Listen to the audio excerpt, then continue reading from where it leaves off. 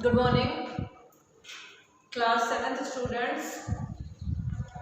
Welcome back to your social studies classes, which is your SST classes. Okay, class 7. So in your subject, in the last class we had completed a new chapter which was from the unit of civics, and we understood about advertisements in that chapter. Now in this chapter, which is from the unit of geography, chapter number 8, we are going to learn something more about human settlements. Now what is human? Now what do you know about human settlements? Human means a human being, an individual being like us. We are the human beings, and settlements means to settle down. To settle down मतलब किसी एक जगह पर अपना इस तरीके से व्यवस्था कर लेना कि वहाँ पे आप अपना रोजी रोटी अच्छे से कमा करके जीवन यापन कर लें। ठीक है, तो जो ह्यूमन सेटलमेंट्स हैं, जो लोग हैं, जो पर्सन्स हैं, जो इंडिविजुअल हैं, ठीक है, हम लोग किस प्रकार से सेटलमेंट करते हैं इस अर्थ पे, इस प्लैनेट पे, इस पृथ्वी पर, इसके बारे में हम लोग इस चैप्टर नंबर 8 में समझने वाले हैं। So to learn more about this chapter you should open page number 230. Come to page number 230. Every one of you.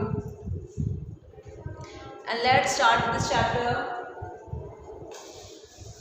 So, what all we have to study in this chapter, we'll first see that. So, what is written in focus? Temporary settlements. Temporary settlements means वो settlements जो कुछ समय के लिए होते हैं, permanent नहीं है, और long time नहीं है, short time है, वो जानेंगे. परमानेंट सेटलमेंट वो सेटलमेंट जो लॉन्ग टाइम लाइफ टाइम के लिए हैं, वो जानेंगे. Then we will study about rural settlement, जो गांव में लोग जो सेटलमेंट करते हैं उस हिसाब से, और अर्बन सेटलमेंट मतलब जो शहर में जो लोग सेटलमेंट करते हैं वो क्या कहता है, इनके बारे में लोग जानेंगे. चलो, so let's first of all do some kind of introduction. You know that the early man lived in forest. He depended entirely upon nature of food, clothing and shelter. He wandered from place to place in search of food and shelter. He hunted animals and ate their raw flesh. तो आपको ये बात पता है कि जो early man थे, जो पुराने, जो बहुत लोग थे, बहुत पुराने ज़माने में जो लोग थे, वो क्या करते थे, वो सेटलमेंट के लिए एक जगह से दूसरी जगह भ्रमण किया करते थे. ठीक है, जानवरों का वो फ्लैश खाते थे अपना पेट भरने के लिए. ठीक है. He also ate fruits and roots of plants and trees.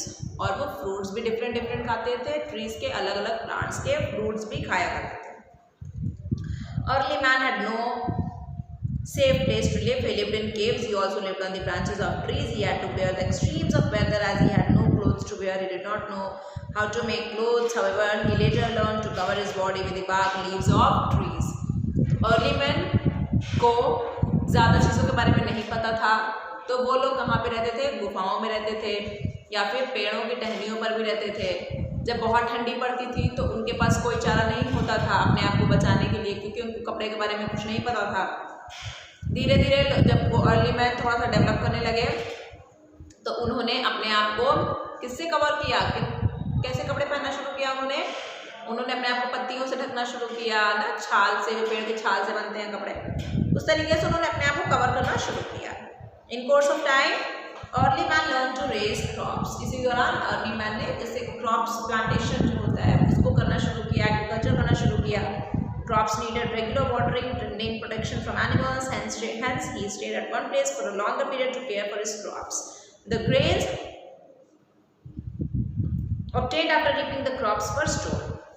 तो अगर आप एग्रीकल्चर करोगे तो आपको लंबे अंतराल के लिए एक ही जगह पे रहना पड़ेगा, है ना, ताकि उसको आप जो क्रॉप है उसको सेफ्टी प्रदान कर पाओ, उसमें प्रॉपर पानी डाल सको, इरिगेशन कर पाओ, एनिमल्स से उसको सेफ्टी प्रदान कर पाओ.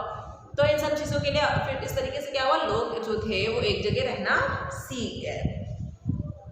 ठीक है. Gradually an early man settled in a place and started practising agriculture. फिर धीरे धीरे क्या हुआ, अर्ली मैन जो था वो एक जगह रहना शुरू कर दिया, अर्ली पर्सन, और उसने एग्रीकल्चर को प्रैक्टिस करना शुरू कर दिया. ठीक है.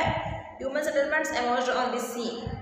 Human settlements are the places or sites where people build their homes and live. तो ह्यूमन सेटलमेंट्स वो जगह होते हैं जहाँ पे लोग रहते हैं और अपना घर बनाते हैं, और वहाँ पे लोग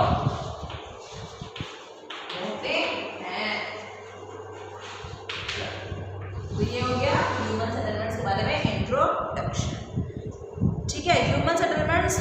first establish along river valley, सबसे पहले जो सेटलमेंट हुआ वो कहाँ पे हुआ? along रिवर वैली, नदियों के किनारे पे लोग बसते थे. They are sometimes referred to as wet point settlements for they were established around a source of water. तो इसलिए उसको हम लोग wet point settlements भी कहते हैं. अंडरलाइन कर लीजिए, क्योंकि वो जो सेटलमेंट था वो सोर्स ऑफ वाटर के नज़दीक था. Most of the human settlements developed along river valleys for the following reasons. अब river valleys के ही किनारे क्यों लोग बसा करते थे? In the river valleys water was easily available. पानी वहाँ पे आसानी से अवेलेबल था. जैसे कि अगर किसी को वहाँ पे जो लोग थे उनको इरिगेशन करना पड़ता होगा तब वो लोग खेती करते होंगे. वॉशिंग, ठीक है, बेडिंग, नहाना, क्लीनिंग, सफाई के लिए, सब चीज़ों के लिए पानी ज़रूरत होता था, तो पानी के किनारे ही वो लोग बस जाया करते थे. The soil in these valleys was very fertile and easily cultivable. तो जो ज़मीन हुआ करती थी यहाँ पे वो अच्छी सी, वो जो ज़मीन थी वो बहुत हरियाली होती, उसमें फर्टिलिटी अच्छी होती होगी, इस वजह से लोग वहाँ पे सेट हो जाते थे. Rivers also served the purpose of transportation both for people and goods. अब नदी के किनारे से क्या होता था? लोग और जो सामान वो दोनों ही नदी के आर पार जा सकता था. चलो, human settlements along the river का फोटो भी देख लो. Agriculture was practiced by early man, ये भी देख लो. चलो, settlements can be classified into mainly two types, temporary and permanent. तो जो ह्यूमन सेटलमेंट्स हैं इनको दो पार्ट्स में हम लोग पढ़ सकते हैं. पहला हो गया टेम्पररी. टेम्पररी कौन सा होगा? जो शॉर्ट पीरियड ऑफ टाइम के लिए हो रहा है, क्लियर. और परमानेंट क्या होगा? जो for longer period of time और फॉर लाइफ टाइम, ठीक है, जो पूरे जीवन के लिए हो रहा है या फिर लंबी अवधि के लिए हो रहा है ना, लंबे समय के लिए, तो वो हो गया आपका परमानेंट सेटलमेंट. चलो, टेम्पररी सेटलमेंट के बारे में पहले जानो. Temporary settlement are used for a short period of time, मैंने बताया आपको. And then they are deserted either permanently और फॉर अ लॉन्ग पीरियड. और फिर उस जगह को जब यहाँ पे लोग कुछ समय के लिए रह लेते हैं, फिर उसको डेजर्ट एरिया बना देते हैं, ठीक है, और वहाँ पे फिर कोई नहीं आता है. Caves in which early man lived are a good example of temporary settlement. तो जो गुफाएं हुआ करती थी, पुराने लोग जहाँ पे रहते थे, वो एक temporary settlement का अच्छा उदाहरण है, ठीक है. Even in the present time, people living in the desert regions, tropical rainforest, etc. live in temporary settlement as the conditions are unfavorable for a long duration stay. These people practice hunting, gathering, shifting, cultivation, etc. आज भी जो लोग कुछ लोग कहाँ पे रहते हैं, जो लोग रेगिस्तान में रहते हैं, डेजर्ट एरिया में, रेन फॉरेस्ट में रहते हैं, ये लोग क्या करते हैं? ये लोग अभी भी हंटिंग करते हैं, ठीक है, फॉरेस्ट से अपना सामान लेकर के उसी पे अपना जीवन काटते हैं, ठीक है, शिफ्टिंग कल्टीवेशन टाइप करते हैं. तो ये सब लोग को भी हम लोग टेम्पररी सेटलमेंट के अंडर में रखेंगे. अच्छा, परमानेंट सेटलमेंट क्या होता है? Most of the settlements that we see today are permanent settlements. तो सबसे ज़्यादा जो सेटलमेंट्स आज जो हो रहा है उसको हम लोग परमानेंट सेटलमेंट्स के नाम से जानेंगे, ठीक है. Permanent settlements are usually not abandoned, instead they remain in use. तो परमानेंट सेटलमेंट जो होता है उसको अबंडन नहीं करते, वहाँ पे डेजर्ट एरिया हम लोग नहीं बना देते हैं, कोई भी रेगिस्तान टाइप नहीं बन जाता है, वहाँ पे हमेशा लोग रहा करते हैं. चलो, on the basis of this अब परमानेंट सेटलमेंट किन दो बेसिस पे डिवाइड होगा? Rural and urban. तो ये क्या हो गया? रूरल, ग्रामीण क्षेत्र में कैसे लोग रहते हैं, परमानेंट सेटलमेंट, और शहरी जो लोग रहते हैं, ठीक है, शहरों में, तो हम लोग अर्बन सेटलमेंट के नाम से पढ़ेंगे. चलो, तो रूरल सेटलमेंट में आ जाओ. रूरल सेटलमेंट में क्या देखा जा रहा है? वो पर्सन जो लोग एग्रीकल्चर में इंगेज्ड हैं, फिशिंग हो गया, हैंडीक्राफ्ट हो गया, फॉरेस्ट्री हो गया, इन सबको हम लोग प्राइमरी एक्टिविटीज़ भी कहते हैं. Rural settlements generally have a small population. तो रूरल सेटलमेंट जो है उसका पॉपुलेशन थोड़ा इस्तेमाल है. डेंसिटी जो है, यहाँ की जो घनत्व है वो भी, डेंसिटी ऑफ पॉपुलेशन भी कम है. कम लोग रहेंगे तो डेंसिटी ऑफ पॉपुलेशन भी कम हो जाएगा, ठीक है. मतलब गांव में बहुत ज़्यादा लोग नहीं रहा करते हैं. देख लीजिए, रूरल सेटलमेंट का यहाँ पे फोटो भी दिया हुआ है. चलो, एक्सप्लोर मोर में आ जाओ. Seasonal urban migration is common through out India. देखिए, अर्बन माइग्रेशन मतलब शहरों में जो लोग, अब गाँव से जो लोग शहर में आते हैं, वहाँ पे रहते हैं, अपनी नौकरी ढूंढते हैं शहर में आकर के, ये जो इसको हम लोग सीजनल अर्बन माइग्रेशन के नाम से जानते हैं, और भारत में ये हमेशा होता है. Migrants from rural areas move into various cities during periods of hardship and return to their native villages at the time of harvest. तो वो migrants शहरों में जो लोग आते हैं नौकरी की तलाश में वो आते हैं और अब कोई भी हार्डशिप आ जाता है, जैसे कि ड्यूरिंग कोरोना टाइम आप लोगों ने देखा था कि जो फार्मर्स थे वो पैदल ही अपने घर पहुंच जा रहे थे, तो ये क्या है, वो अपने नेटिव प्लेस पे वापस जा रहे थे। तो ये जो है हमारे भारत में ये कॉमन चीज़ है। रूरल सेटलमेंट को भी हम लोग फिर किस तरीके से डिवाइड करेंगे, 5 अलग अलग सेटलमेंट्स में डिवाइड करेंगे। तो रूरल सेटलमेंट में सबसे पहले पढ़ेंगे स्कैटर्ड सेटलमेंट्स। चलिए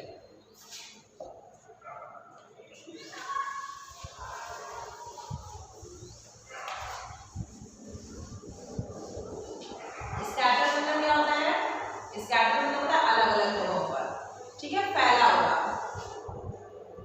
स्कैटर्ड सेटलमेंट पहला पढ़ेंगे, स्कैटर्ड सेटलमेंट।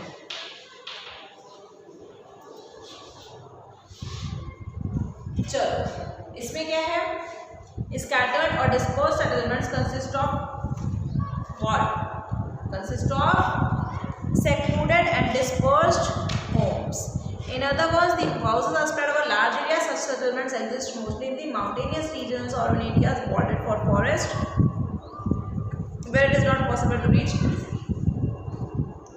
Scattered settlement में क्या होगा बच्चों, scattered settlement जो घर है वो खूब दूर दूर पर बने रहेंगे, है ना। क्यों ऐसा होगा, क्योंकि ये जो जगह है यहाँ की पॉपुलेशन कम क्यों है, क्योंकि यहाँ पे ज़्यादा लोग नहीं रह सकते हैं, जैसे कि माउंटेनियस रीजन हो गया, ठीक है, फॉरेस्ट प्लेस हो गया। तो ये क्या हो गया, स्कैटर्ड सेटलमेंट के नाम से इसको हम लोग जानेंगे। अच्छा, सेकंड टाइप कैसा है, लीनियर सेटलमेंट।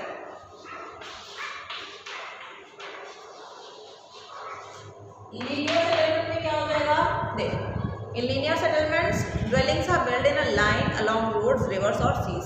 लीनियर मतलब क्या होता है, लीनियर मतलब स्ट्रेट लाइन में, मतलब ना फिजिक्स पढ़ते होगे, मैथ्स में पढ़ते होगे, लीनियर इक्वेशन में सिंगल भी होता है लाइन।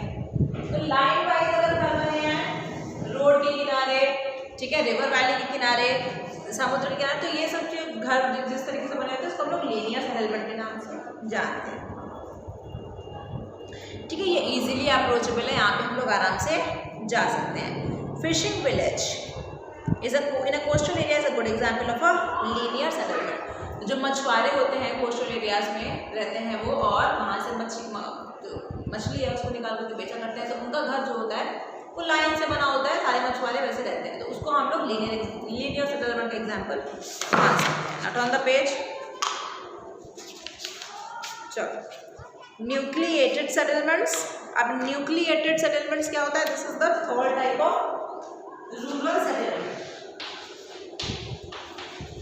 न्यूक्लिएटेड सेटलमेंट्स, इसमें क्या हो जाएगा, nucleated settlements consist of houses which are closely spaced in one area.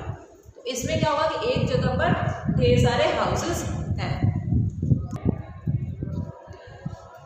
So class, so we were studying about what, nucleated settlements. So in this kind of settlement, the houses are built close. The houses are very closely spaced in one area. Like एक जगह पे आपका जो houses है वो बहुत पास में बन जाएगा, और फिर उतने दूर में उतने एरिया में houses है, फिर खूब दूर तक houses नहीं है, फिर थोड़े से झुंड में houses बने हुए, तो इस तरीके से होगा आपका, ठीक है। ये कहाँ पे बनेंगे, मेनली रिवर वैलीज के पास, फर्टाइल प्लेन्स के पास, इंडस्ट्रियल साइट और रेलवे स्टेशन के पास भी ऐसे घर आपको देखने को मिलेंगे। चलो, तो ये हो गया न्यूक्लिएटेड सेटलमेंट्स की बात। अब आ जाओ रेडियल सेटलमेंट्स में। Fourth kind of settlement in the rural settlement is radial settlements. Radial settlements. चलो, अब किस तरीके के सेटलमेंट्स में क्या होगा ये जान लो। Radial settlements, also known as star-shaped settlements, are built where the dwellings are spread out in several directions from a central point where many roots join together. तो radial settlement को हम लोग star settlement के name से भी जानते हैं। इसमें क्या होता है, जो लोग रहते हैं वो अलग अलग डायरेक्शन से में लोग रहते हैं, और वो क्या होता है, वो सब एक ही पॉइंट पे जा करके उनका सेंट्रल पॉइंट पे सारा जितने भी रूट्स होते हैं वो सेंट्रल पॉइंट पे जा करके मिल जाते हैं। चलो, अब आ जाओ last, circular settlement. Circular settlement कैसे होंगे, गोले में नहीं, जो उनका ड्वेलिंग होगा, जहाँ पे लोग रहते होंगे वो एक सर्कुलर अरेंजमेंट बना रहा होगा, ठीक है। Circular settlements develop mostly in areas around a water body. तो कोई वाटर बॉडी है, पॉन्ड है, लेक है, उसके अराउंड में जो भी ड्वेलिंग्स हो रही है, जो भी लोग रह रहे हैं, उसको हम लोग सर्कुलर अरेंजमेंट के नाम से जानेंगे। Water body fulfils the water needs of the people since the houses are built around the water body and form a circular shape, they are known as circular settlements. चलो अब importance देख लो, rural settlements का importance क्या है। Rural settlements are very important for the economy of an area, ठीक है। Economy जो है हमारे देश की अर्थव्यवस्था के लिए रूरल सेटलमेंट बहुत उसमें उसका सहयोग है। क्या है, क्योंकि रूरल सेटलमेंट से ही हमें जो लोग ग्रामीण इलाके में रहते हैं, गांव में रहते हैं, वही क्या करते हैं, खेती वगैरह करते हैं, cereals, grains, fruits, vegetables, milk products, ये सब टाउन्स और सिटीज़ में भेजते हैं। Many rural settlements are cottage industries, बहुत सारे रूरल सेटलमेंट्स में कॉटेज इंडस्ट्रीज है, ठीक है। And products are supplied to the towns and cities, और जो फिर जो सामान बन जाता है उसको ये लोग टाउन्स और सिटीज़ में भेजते हैं। Big rural settlements also have schools, जहाँ पे ढेर सारे गांव वगैरह हैं, भारी भारी ग्रामीण इलाके हैं, वहाँ पे स्कूल्स भी हैं, पोस्ट ऑफिस भी है, डिस्पेंसरी भी है, मार्केट भी है, हॉस्पिटल्स भी हैं। Small rural settlements depend on big rural settlements for various facilities like schooling, health care. और जो छोटे छोटे गाँव हैं वो क्या करते हैं, वो बड़े बड़े गाँव पर निर्भर होते हैं स्कूल फैसिलिटीज़ के लिए, हॉस्पिटल फैसिलिटीज़ के लिए एंड सो ऑन। तो इस तरीके से आप रूरल सेटलमेंट के बारे में जानते हैं। एक्सप्लोर मोर में देखिए क्या लिखा है। Present statistics show about half the world's population lives in urban centres compare to only 15% in 1990। तो 1990 में की जब हम बात करते हैं, 1990 में कितने हमारे पूरे देश के जनसंख्या में जितने भी जो लोग रहते थे, हमारे देश की जनसंख्या का जो रेशियो था कितना रहता था, 15% रहता था शहरों में। कितना रहता था, 15%।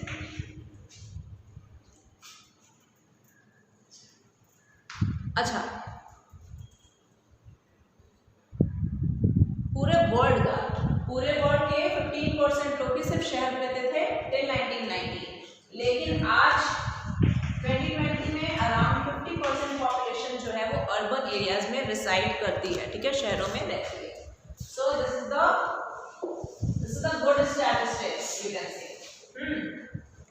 So with this we have ended rural settlements and now we will study urban settlement in the next part of this chapter. Okay class, thank you.